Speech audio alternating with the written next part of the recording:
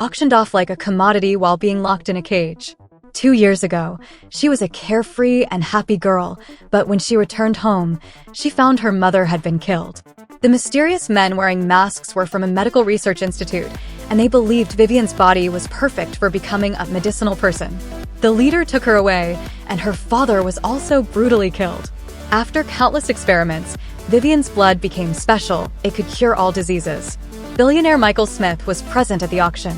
Born with a deadly genetic disease, he had less than a year to live unless a cure could be found.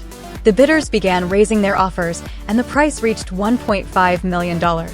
Michael's assistant loudly declared, "The Smith family offers $15 million." Michael successfully purchased Vivian.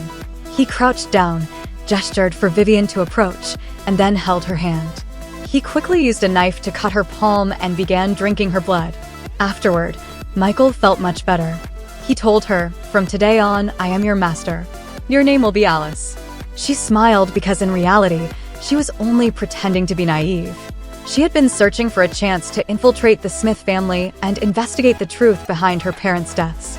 Aunt Olivia was surprised that Michael had returned alive, as she thought he would have died from poisoning by now. She saw him holding a girl, which piqued her curiosity. Alice poked his cheek, and he carried her upstairs. He recalled the medicinal person handbook the auctioneer had given him. Alice's blood hadn't yet reached its full potential, and the more mature her mind became, the better her blood would work. So, Michael needed to help Alice mature mentally. First, he had to teach her how to speak and read. Second, she needed to understand emotions. Third, he would marry her and have children with her. Alice secretly entered the study to search for clues about the research institute and inadvertently found the medicinal person handbook in a cabinet. But before she could open it, Michael entered the study. He quickly found her hiding under the desk and carried her back to her room. He took off his suit jacket and unbuttoned his shirt. Then he began to caress and flirt with her. He was testing her, but she still looked innocent, so he believed she was just a fool. He took Alice to try on new clothes, but she couldn't walk in high heels and nearly twisted her ankle. She tried on many outfits, but Michael remained unsatisfied until she appeared in a white dress, stunning him. He picked her up, sat her on a chair, and personally put high-heeled leather shoes on her. After returning to her room, Alice recalled how the research institute had killed her parents and tortured her for 2 years. She swore to make those who had harmed her pay. Michael started teaching Alice how to read.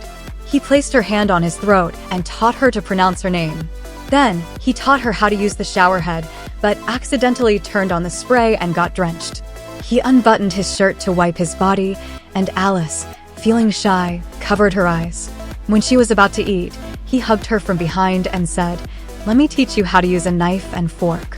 She became impatient with him, but didn't dare to throw a tantrum. After Alice finished her shower, her assistant called to update her on some investigation progress. But Michael suddenly entered the room, and she panicked as her bath towel fell off. He turned red and quickly wrapped her in the towel. Aunt Olivia learned that Alice was bought by Michael to treat his illness, and she decided to stir up trouble because she had always hoped Michael would die soon. So, she intentionally brought Michael's fiancée, Rose, to the house and told her that Alice was a girl Michael had taken in and doted on. Rose became jealous and ordered Alice to leave immediately. Alice didn't respond, and in a fit of rage, Rose pushed her to the ground. To get back at Rose, Alice purposely drew pictures in the snow to catch Michael's attention. He held an umbrella for her, and she tightly embraced him. She almost fainted from the cold, and he quickly carried her inside. Rose saw this and became furious, but Michael's marriage to her was a business arrangement, and he had always disliked Rose. Aunt Olivia sarcastically called Alice an outsider, but Michael retorted, "Aren't you also an outsider? You were adopted, not my real aunt." Michael warned them not to harm Alice, and Alice, in his arms, gave them a provocative look. Rose became even angrier after seeing her expression. Michael wanted to take Alice's temperature, but she was just pretending to be sick, so she refused. To stop him, she suddenly kissed him. Michael grabbed her by the neck and questioned her, as he believed no fool would suddenly kiss a man. The assistant spoke up for her, saying maybe she learned it from TV. Only then did Michael release his grip. At dinner, Alice refused to eat out of spite. Michael sat her on his lap and fed her. His brother, Alan, was puzzled and asked, "Bro, Why are you being so nice to her? You don't have feelings for her, do you? Michael didn't answer, instead telling Alan to take good care of Alice for the next few days because he had to go out. While Alan was teaching Alice to read, Rose found an excuse to lead him away. After Alice drank some milk, she suddenly felt dizzy and soon passed out. It turned out that Rose had asked the maid to put sleeping powder in Alice's milk beforehand, and in return, she promised the maid a reward of $1 million. Alan told Michael that Alice was missing. Michael panicked and ordered the driver to turn the car around and head home, urging them to locate Alice as quickly as possible. When Alice woke up, she found herself covered in bruises and bleeding. Rose grabbed her by the hair and questioned if she was pretending to be a fool. Alice provocatively replied, "No matter how much you hurt me, it's useless, because Michael likes me, not you." Enraged, Rose squeezed Alice's neck, trying to push her off the rooftop. But Michael arrived just in time and pushed Rose to the ground. He wasn't interested in hearing her excuses and picked up the unconscious Alice. He told Rose, "I'm calling off our engagement and sending you to the police station." Back at home, Alice had a nightmare, dreaming that she was being injected with drugs in a lab. She woke up in a panic, and the private doctor, Eric, examined her. Aside from excessive blood loss, there was no serious harm. Before leaving, Eric gave Alice a lingering look. What was his true identity? The next day, Michael came to check on Alice's injuries, only to find that all her wounds had miraculously healed overnight. Michael agreed to take Alice to the party, but only on the condition that she studied diligently today. She was speechless, but he smiled and patted her head. They started playfully bickering, and Alice stepped on Michael's foot. His assistant was stunned because Alice was the first person who had ever dared to step on the CO's foot. In the evening, Michael took Alice to the banquet. While eating cake, she got some on her face. Rose pretended to apologize and offered to take her to the restroom to clean up. However, once they got there, Rose attacked Alice. Alice quickly broke free, but Rose's friend recorded a video, intending to expose Alice for pretending to be a fool. Furious, Alice slapped both of them, then shoved their heads into the sink. Just then, Michael knocked on the restroom door.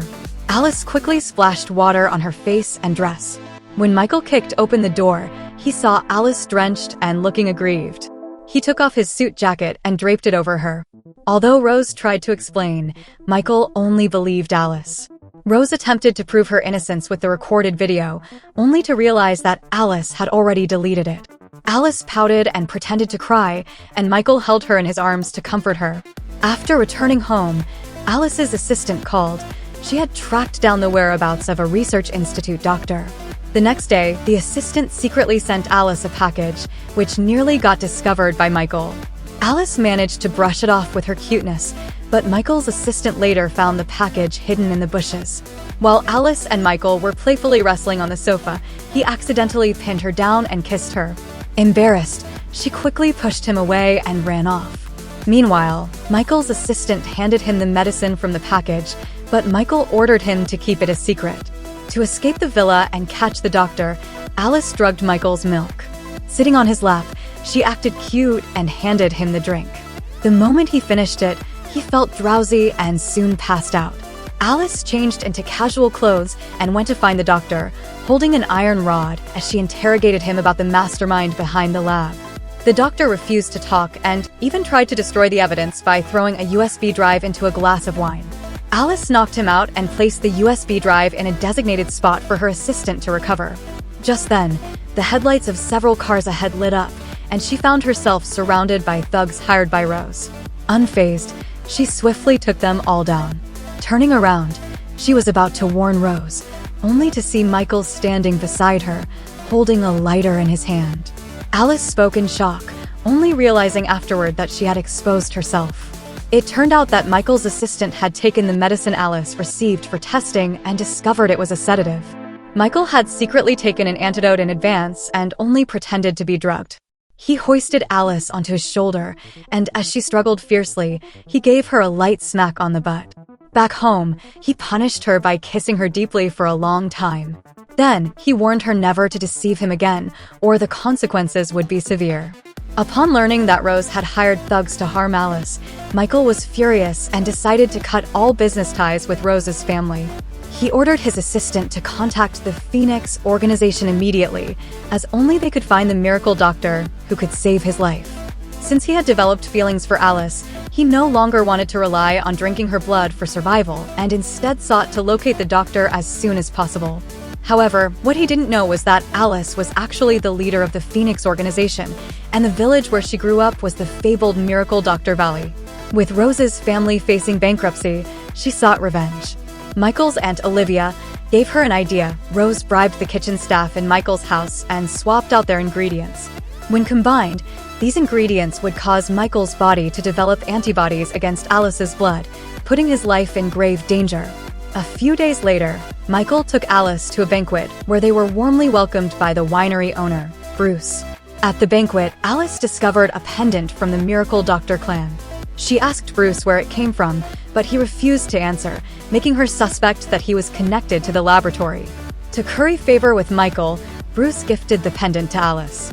Later, Bruce suggested they stay the night, and Alice agreed, seizing the opportunity to investigate further.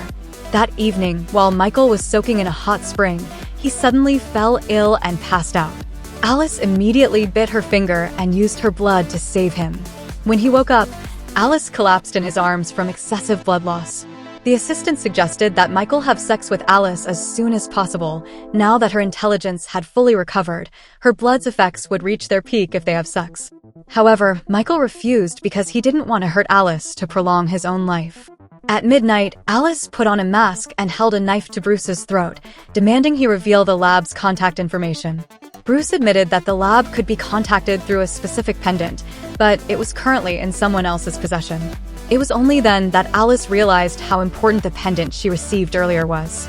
She knocked Bruce unconscious, but upon returning to her room, Michael's assistant informed them that Bruce had been killed. After Michael drank the medicine, he coughed up blood again. In order to prolong his life, he decided to force the leader of the Phoenix organization to show up as soon as possible. Before leaving for a business trip, he took Alice to the underground wine cellar in his home and confessed his feelings to her. She was deeply moved and kissed him. They spent a wonderful day in the wine cellar together. Back in her room, Alice's assistant informed her that she had been invited to the hacker conference, and this year's competition had information related to the laboratory. 3 days later, Alice attended the hacker conference disguised with a mask. The host announced that the winner of this year's hacking contest would receive the contact information for the laboratory. The event was organized by Michael, who had already learned that the leader of the Phoenix organization was investigating the laboratory, so he intended to use this as a way to trick the leader. Alice quickly stood out in the competition, and Michael was surprised because he had always thought the leader was male. Alice's enemy, Tom, also recognized her. 6 months ago, due to Alice, Tom had been hunted by an international organization and lost an arm, so he swore revenge on her. Alice won first place in the competition, and when Michael presented her with the award, she was shocked but tried to stay calm. After accepting the award, Tom suddenly shot an arrow at her, and her mask fell off. Michael realized that the leader was Alice. Without hesitation, he shielded her from the arrow. He was furious because he felt that Alice had deceived him. She knew he was looking for the leader, yet she had refused to reveal herself and repeatedly rejected working with him. He threw her over his shoulder and took her back home. He brought her into a secret room and threatened to draw her blood as punishment. Alice was reminded of the dark days she spent in the laboratory. She collapsed emotionally, crying as she pleaded with Michael not to take her blood, then fainted in his arms. Michael felt deeply guilty. At this point, he didn't care about her true identity, he just wanted her to be safe. After Alice woke up, she mistakenly thought that Michael had drawn her blood. She became agitated and wanted to leave his house. He wouldn't let her leave and pushed her onto the bed, kissing her forcefully. She angrily shoved him away and told him she hated him. Her words deeply hurt him.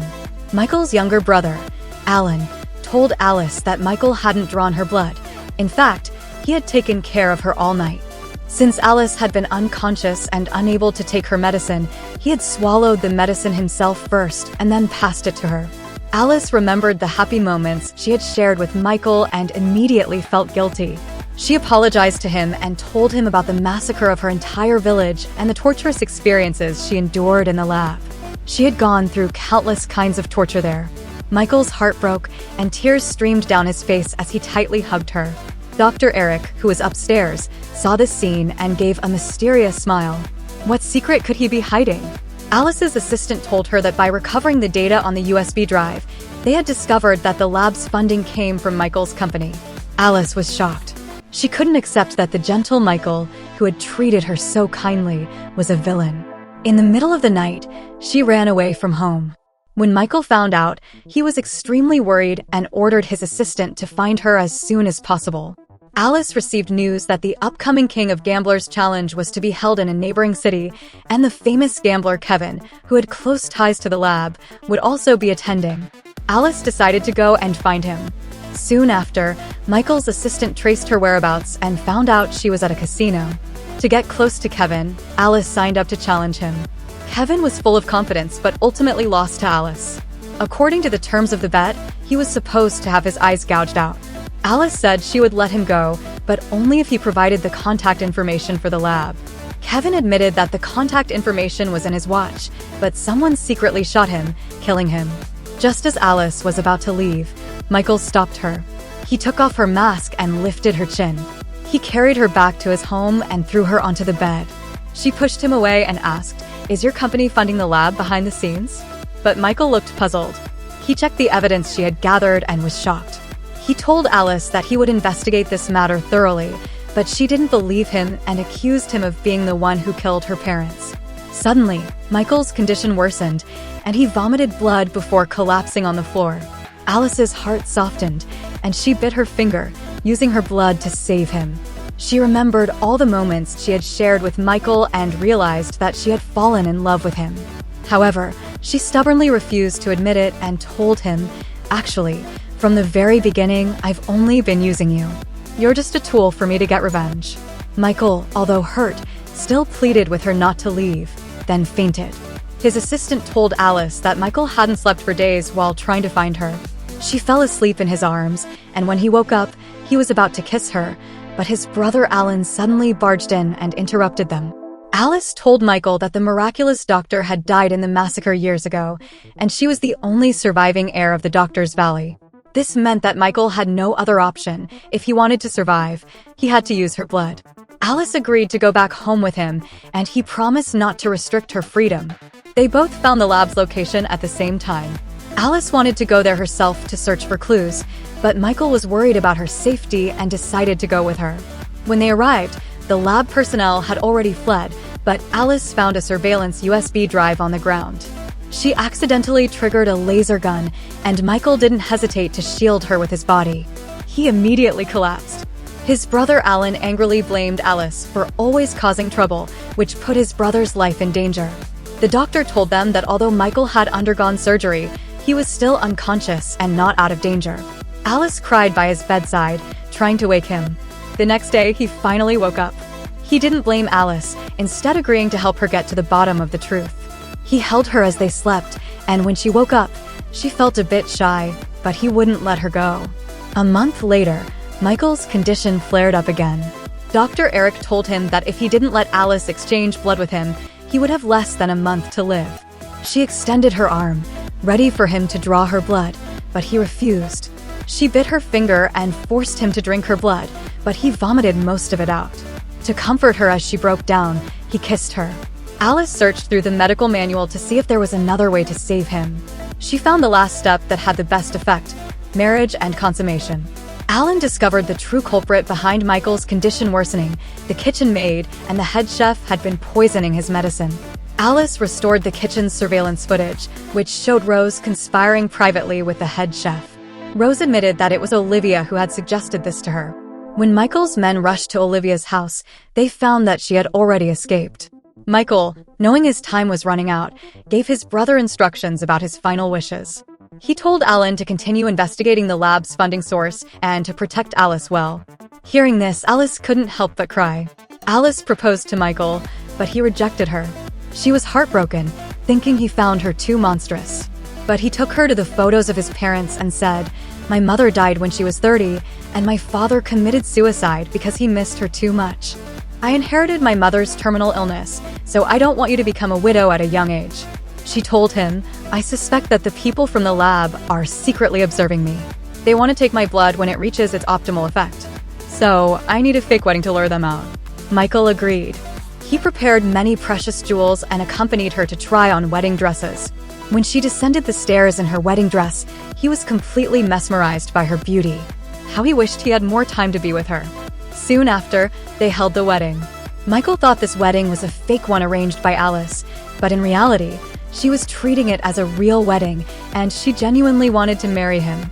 When he was about to place the wedding ring on her finger, his illness suddenly flared up again. Alice's assistant informed her that they had successfully decrypted the surveillance USB from the lab. In the footage, a man was speaking to a woman in a coffin. "The medicine person will reach its full effect soon, and you'll be able to wake up." Alice realized that the man's voice sounded familiar. It was identical to Dr. Eric's voice. She then told Michael that the mastermind behind the lab was Eric. Michael was so shocked that he coughed up blood. Alice prepared to give Michael a blood transfusion. She instructed Michael's assistant to guard the door and not let Dr. Eric in. However, Eric barged in forcefully. He confessed that he had killed Alice's parents and brought her to the lab for experiments. He had prepared a sleeping gas, causing Alice to become weak and limp. Just as he was about to draw Alice's blood, she told him, "Dr. Eric, you've been tricked." Michael suddenly got up from the bed. It turned out that this was all part of a trap set by Michael and Alice to expose Eric's true identity. Michael tried to punch Eric, but then he noticed that the woman lying in the coffin was his deceased mother. Eric tore off his human skin mask, revealing his true identity. He was Michael's biological father, and he hadn't really died. His father intended to drain Alice's blood to resurrect his wife. Michael shouted, "My mother is dead. Alice's blood cannot bring the dead back to life."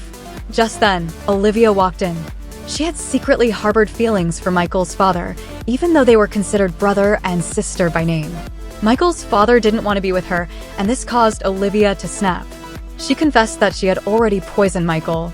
Furious, Michael's father pretended to embrace her, only to stab her in the stomach with a knife, killing her instantly.